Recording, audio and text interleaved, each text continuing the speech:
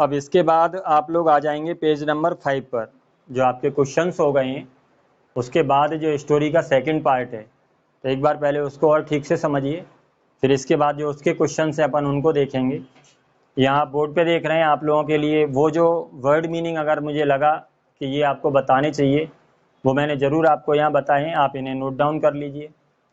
फिर भी अगर आपको ऐसा लगता है कि कोई वर्ड यहाँ छूट गया है, मुझे लगा कि नहीं ये आपको आता होगा, तो ऐसी स्थिति में आप कमेंट करेंगे तो आपको निश्चित रूप से उसका वर्ड मीनिंग बताया जाएगा। यहाँ से आपको जो चीज़ ले जानी है, यहाँ जो ग्रामर के पॉइंट आपको चैप्टर पढ़ते समय मिलते हैं वो, जो अदर वर्ड्स मिलते हैं वो, इसके बाद जो स्टोरी है तो किस तरीके से हम उसको समझना है जिससे कि हम अपने आप से आंसर को लिख पाएँ। तो ये सारी बातें, क्योंकि अगर आप नेक्स्ट जो भी क्लास होगी आपकी वहाँ जाएंगे तो निश्चित रूप से ये स्टोरी तो आप लेके नहीं जाएंगे। यहाँ से अगर आप कुछ लेके जाते हैं तो इंग्लिश लेके जाएंगे, इसका मतलब वर्ड मीनिंग लेके जाएंगे, ग्रामर लेके जाएंगे। तो ये आपको बहुत अच्छे से मजबूत करनी है जिससे कि अगला आपका जो भी क्लास होगा उस क्लास में निश्चित रूप से आपको कुछ ऐसा लगे कि हाँ हम पीछे कुछ पढ़ के आए। तो इसके लिए सबसे पहले आप पेज नंबर 5 पर आएंगे। जैसे आपको पता है कि स्टोरी आपकी वहाँ ख़त्म हुई थी कि जो फसल थी उसकी बर्बाद हो गई थी लेंचो की, और लेंचो को कोई उम्मीद नहीं बची थी कि कोई उसकी मदद करेगा और उसे लगा कि इस साल तो हम भूख से मरेंगे। इसके बाद वो कहता है कि but in the hearts of all who lived in that solitary house. Solitary का मतलब क्या होता है? Only one, a solitary person. अगर आपने किसी व्यक्ति के लिए लगाया कि सॉलिटरी पर्सन, या किसी वस्तु के लिए लगाया तो इज द ओनली पर्सन और थिंग, तो वो इकलौती वस्तु और व्यक्ति होता है इन अ प्लेस, एक स्थान पे। जैसे यहाँ वो स्थान क्या है? In the middle of the valley. तो जो घाटी थी उसके बीचों बीच जो इकलौता मकान था और उस मकान में जो भी लोग रहते थे, तो उन लोगों की there was a single hope, उनकी केवल एकमात्र आशा थी। और वो आशा किससे थी? Help from God. अब वो केवल भगवान से आशा रख सकते थे। इसके बाद डोंट बी सो अपसेट, इतने निराश मत होइए।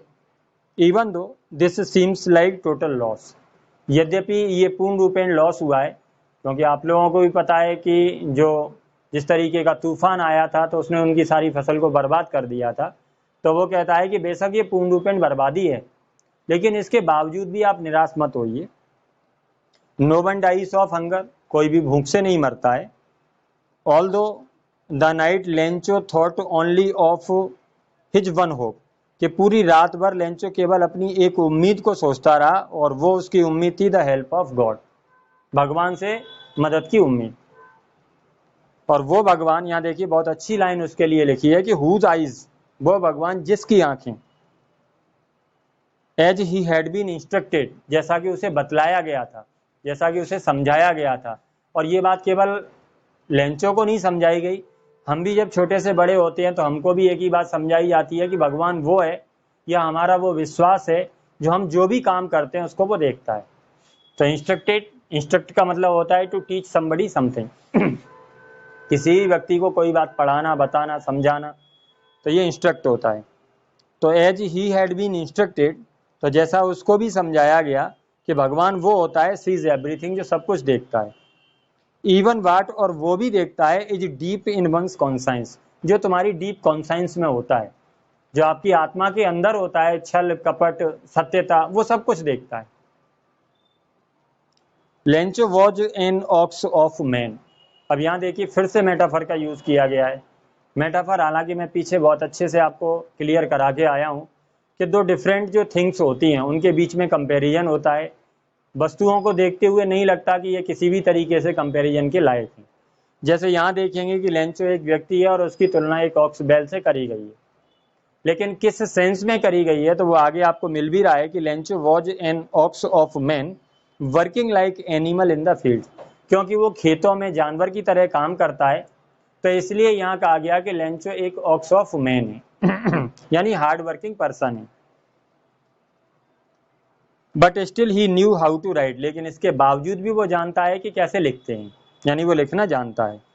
द फॉलोइंग संडे, आने वाले संडे में, एट डे ब्रेक, जैसे ही दिन उगता है, ही बिगन टू राइट, उसने लिखना शुरू किया, a letter which he himself would carry to town, जिसको वो खुद ले जाएगा कस्बे में, and place in the mail, और उसको ले जाके वो मेल बॉक्स में डालेगा। It was nothing less than a letter to God, और वो कुछ नहीं होगा सिवाय भगवान के लिए एक पत्र के। और वो क्या लिखता है कि गॉड, उसके अंदर उसने क्या लिखा, ही रोड, वो लिखता है कि if you don't help me, भगवान के ऊपर अगर आपको इतना विश्वास है तो आप लिख भी सकते हैं। तो वो कहता है कि if you don't help me, लेकिन विश्वास कितना, जितना लेंचो को है, कि यदि तुम मेरी मदद नहीं करते हो, my family and I will go hungry this year, मैं और मेरा जो पूरा परिवार है वो इस साल भूखे मर जाएंगे। आई नीड 100 पैसोस, और यहाँ वो कहता है कि मुझे 100 पैसों की ज़रूरत है।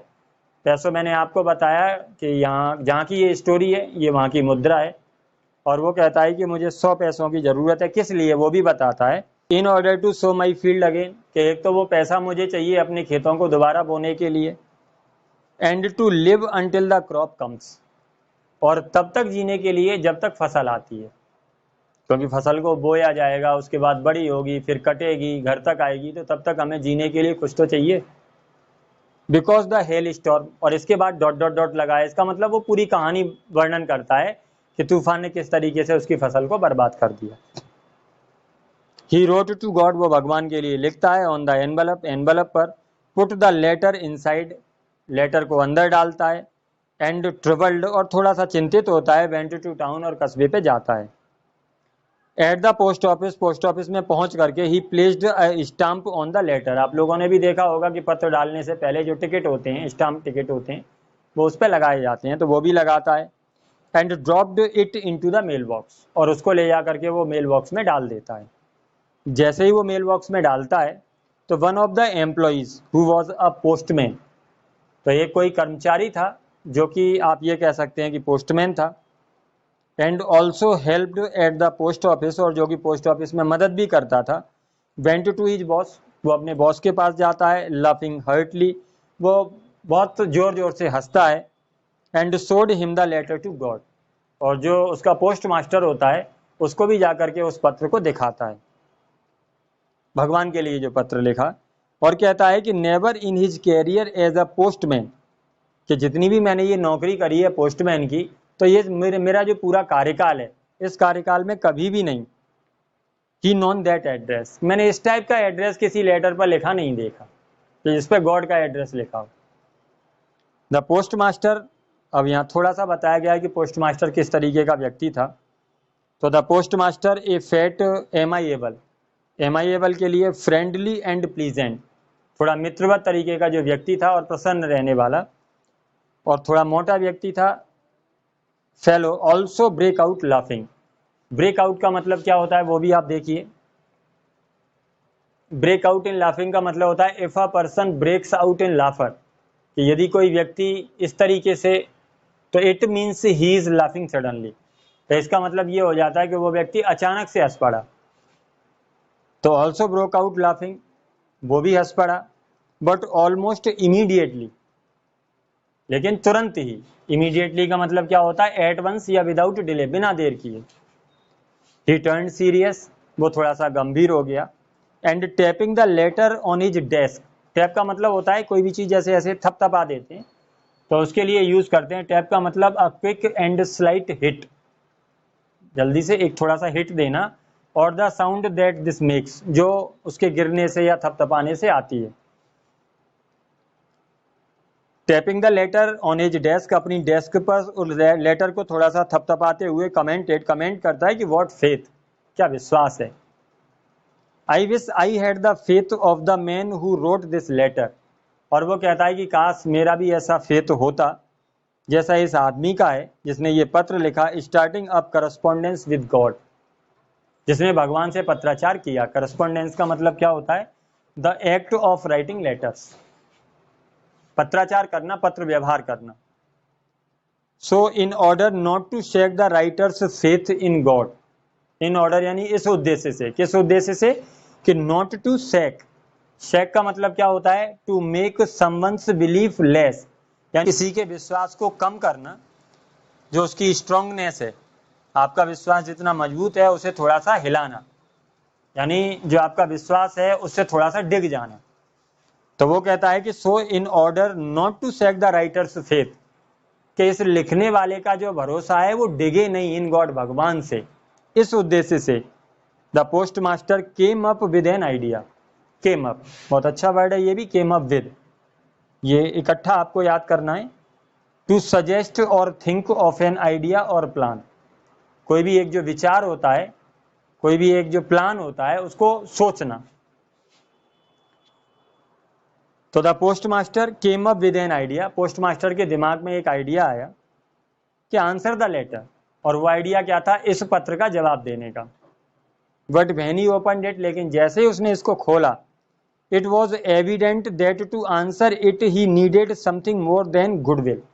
तब उसे लगा कि इसका आंसर देने के लिए, इट वॉज एविडेंट, एविडेंट का मतलब स्पष्ट, कि ये स्पष्ट है, दैट टू आंसर इट, कि इसका आंसर देने के लिए ही नीडेड समथिंग मोर, उसे कुछ और चाहिए, काय की तुलना में, देन गुडविल, कि जो मेरी सद्भावना है, मेरी सद्भावना के अलावा कुछ और चाहिए। इसका मतलब कि उस लेटर में केवल सद्भावनाएं नहीं जा सकती, मैं इसका अगर जवाब दूंगा, क्योंकि इसने पैसे मांगे 100 पैसोस, तो मुझे वो भी देने होंगे, अगर मैं ये चाहता हूं कि इसका विश्वास भगवान के ऊपर से डिगे नहीं। इंक एंड पेपर, इंक और पेपर के अलावा, गुडविल के अलावा इतनी चीजों की आवश्यकता है। But he stuck to his resolution, stuck का मतलब होता है बंध जाना, लेकिन जो उसका दृढ़ निश्चय था वो उसमें बंधा हुआ था, फंस गया था। He asked for money from his employees, और इसके लिए वो क्या करता है कि जो भी उसके कर्मचारी थे, वो अपने सारे कर्मचारियों से पैसे के लिए कहता है, उसकी मांग करता है। He himself gave part of his salary, वो खुद भी अपनी जो सैलरी थी उसका एक हिस्सा देता है। And several friends of his were obliged, और अपने बहुत सारे दोस्तों से आग्रह करता है, to give something for an act of charity, कि ये जो दान का काम है इसके लिए आप भी कुछ दीजिए। It was impossible for him to gather together the 100 pesos, लेकिन फिर भी उन लोगों के लिए असंभव रहा कि वो 100 पैसों की व्यवस्था कर पाते। So he was able to send the farmer only a little more than half, तो इसलिए वो केवल हाफ से थोड़ा सा ज्यादा उसे सेंड कर पाए। ही पुट द मनी, उसने पैसे को रखा, इन एन एनवेलप, एक लिफाफे में, एड्रेस्ड टू लेंचो, उसके ऊपर लेंचो का पता डाला, and with it a letter containing only a single word as a signature, और उसके अंदर केवल एक सिंगल वर्ड जो लिखा लेटर के रूप में, और वो केवल सिग्नेचर थे, और वो सिग्नेचर थे गॉड के। यानी कुल मिलाकर के उस लेटर पर गॉड के सिग्नेचर करके जो भी पैसे उन्होंने इकट्ठे करे थे वो पैसे उन्होंने एक लिफाफे में रख करके, और उसका जो लेंचो का एड्रेस था वो डाल करके सेंड कर दिया, उसको भेज दिया। क्लियर? चलिए यहाँ से इसके कुछ क्वेश्चंस हैं, पहले इन क्वेश्चंस को देख लीजिए।